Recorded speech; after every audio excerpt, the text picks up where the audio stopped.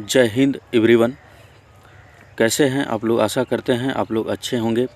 तो railway SSC channel में आप लोगों का फिर से एक बार स्वागत है दोस्तों। आइए हम बात करने वाले हैं रेलवे के रैंक और बैजेस के बारे में। बैच क्या होता है, उन सभी का इन्फॉर्मेशन इस वीडियो में मिलने वाला है आप लोगों को। तो वीडियो को थोड़ा सा भी स्किप मत कीजिएगा और सारी की सारी प्रोसेस, इसमें सभी प्रोसेस आप लोगों को देखने को मिल जाएंगी।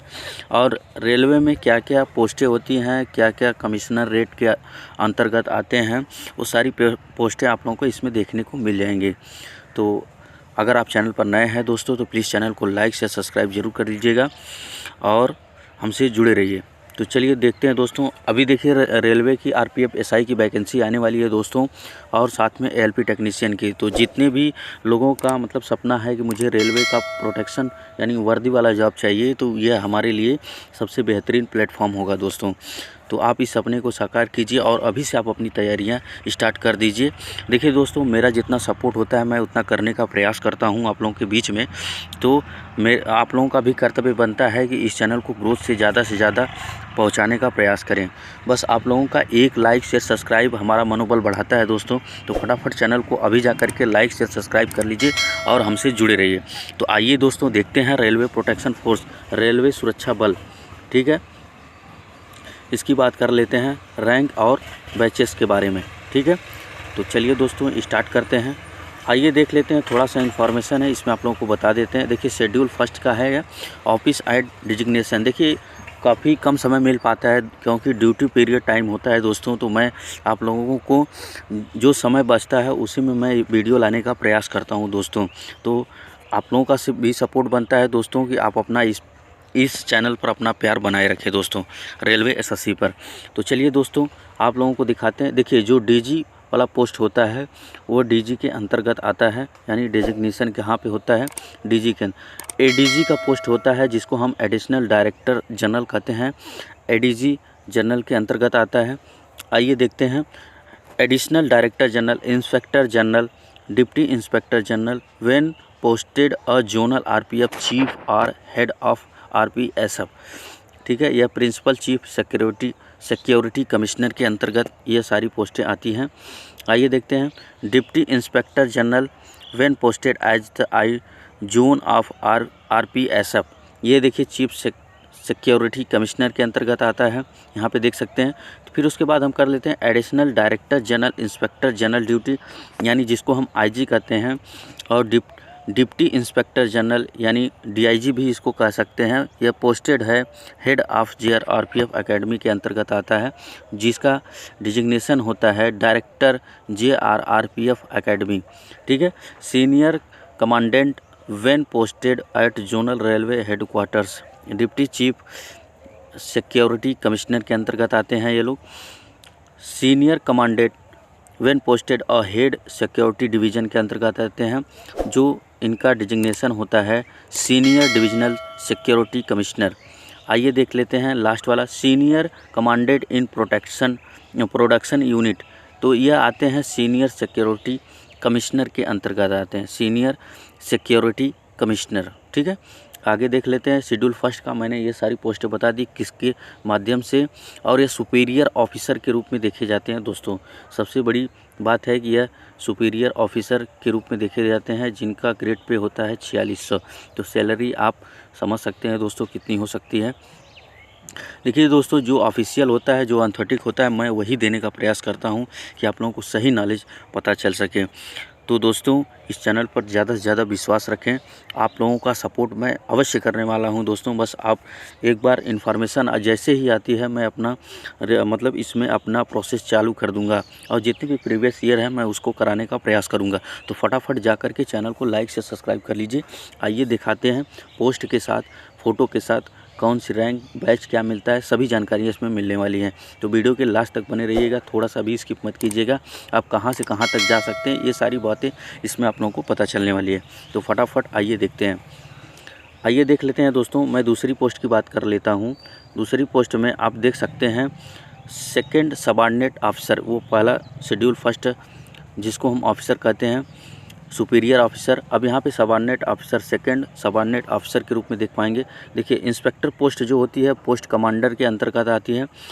इंस्पेक्टर मोबाइल विंग जो होता है कंपनी कमांडर के अंतर्गत आती है। Inspector head quarters divisional inspector, inspector stores quarter master, inspector crime wing में आता भी है, यह क्राइम इंस्पेक्टर कहा जाता है इनको। Inspector special wing, special inspector भी कहा जाता है।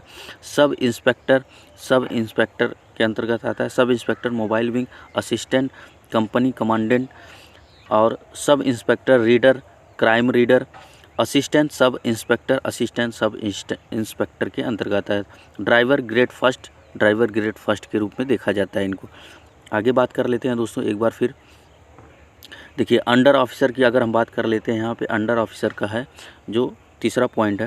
देखिए आप जैसे ही कांस्टेबल से हेड कांस्टेबल बनते हैं तो हेड कांस्टेबल के अंदर ड्राइवर ग्रेड 2 डिजिग्नेशन मैं बता रहा हूँ, ग्रेड 2 ड्राइवर ग्रेड 2 और ड्राइवर ग्रेड 3 के अंतर्गत आएंगे तो ड्राइवर ग्रेड 3।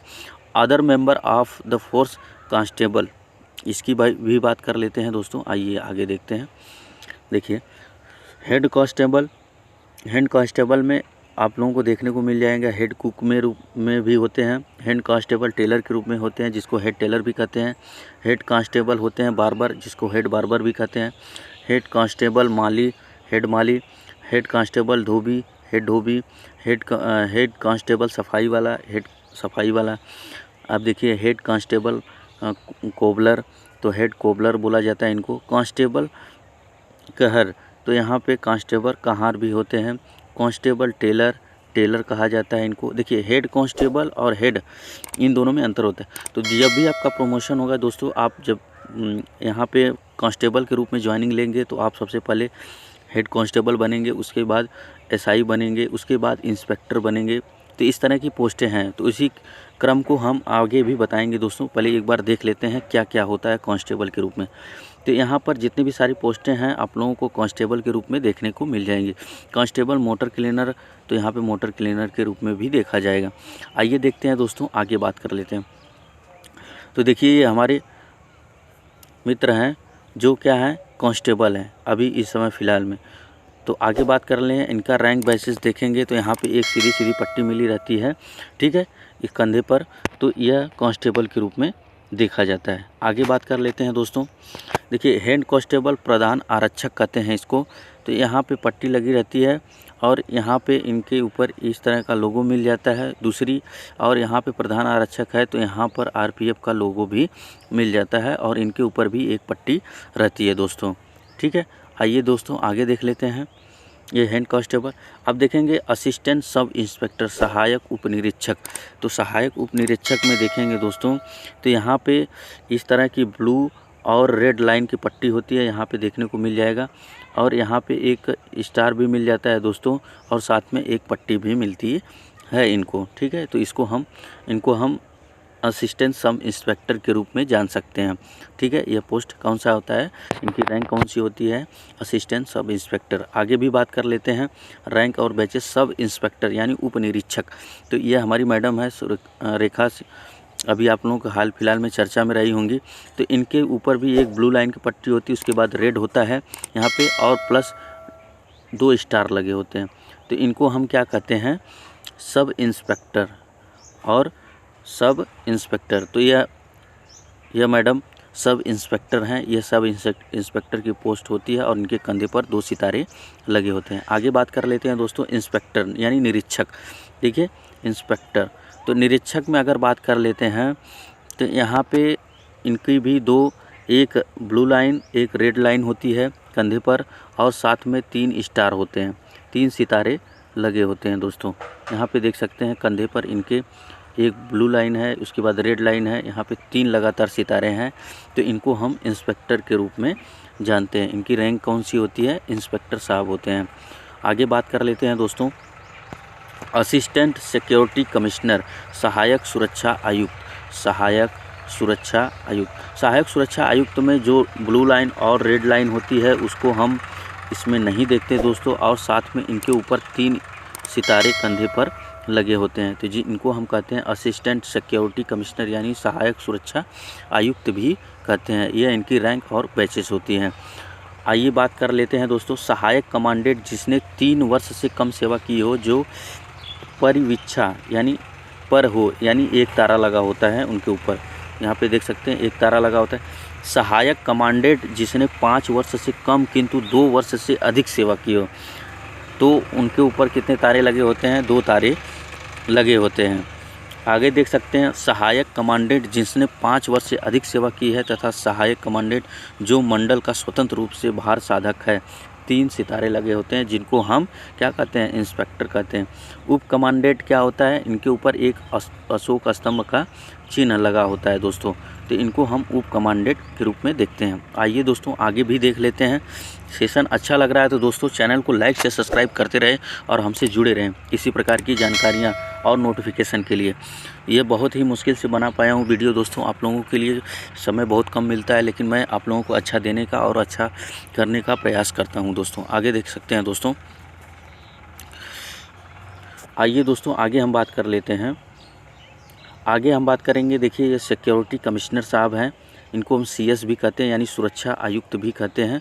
और इनके ऊपर बैच की बात कर लेते हैं तो इनके ऊपर भी रेड और ब्लू लाइन यह नहीं लगी होती है दोस्तों, इनके ऊपर एक स्टार लगा होता है और अशोक स्तंभ एक मिला होता है, जिनको हम सुरक्षा आयुक्त भी कहते हैं यानी सिक्योरिटी कमिश्नर भी कहते हैं।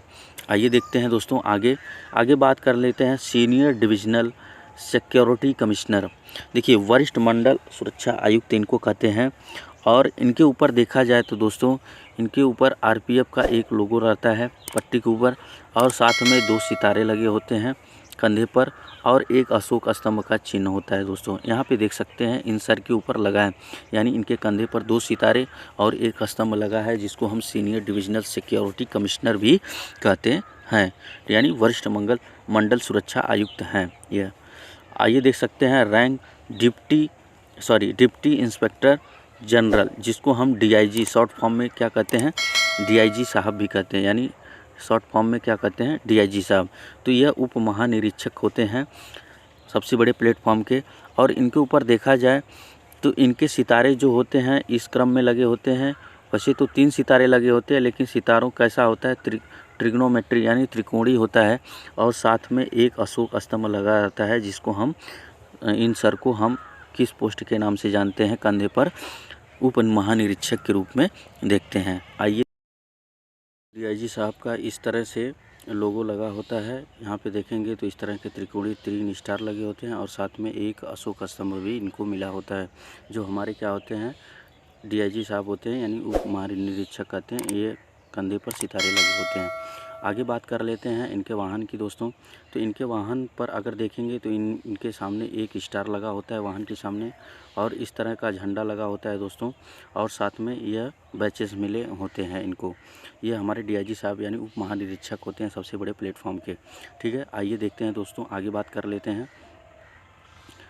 आगे बात कर लेते हैं inspector general principle chief security commissioner के बारे में, जिनको हम हिंदी में कहते हैं महानिरीक्षक प्रधान मुख्य सुरक्षा आयुक्त भी कहते हैं।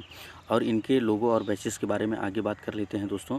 तो अगर यहाँ पे देखेंगे तो इनके कंधे पर एक स्टार और इस तरह का लोगो लगा होता है, यानी एक डंडा और इस तरह से कटिंग का निशान होता है, जो पूरा वाइट होता है दोस्तों। तो ये हमारे क्या होते हैं? Inspector general principle chief security commissioner इनको हम कहते हैं, यानी महानिरीक्षक प्रधान मुख्य सुरक्षा आयुक्त। ठीक है, आगे बात कर लेते हैं दोस्तों inspector general principle chief security commissioner. अगर इनके वाहन की बात कर लेते हैं दोस्तों, तो इस तरह से इनके वाहन के ऊपर झंडे लगे होते हैं। और अगर इनके सामने IG साहब इनको हम कहते हैं, वो DIG साहब थे, ये IG साहब के अगर वाहन की बात करते हैं तो इनके वाहन के सामने अगर देखेंगे आप लोग तो इस तरह से 2 स्टार बने होते हैं, और DIG साहब के क्या होते हैं? 1 स्टार लगे होते हैं। इस तरह से इनके वाहन का पता चल जाता है दोस्तों।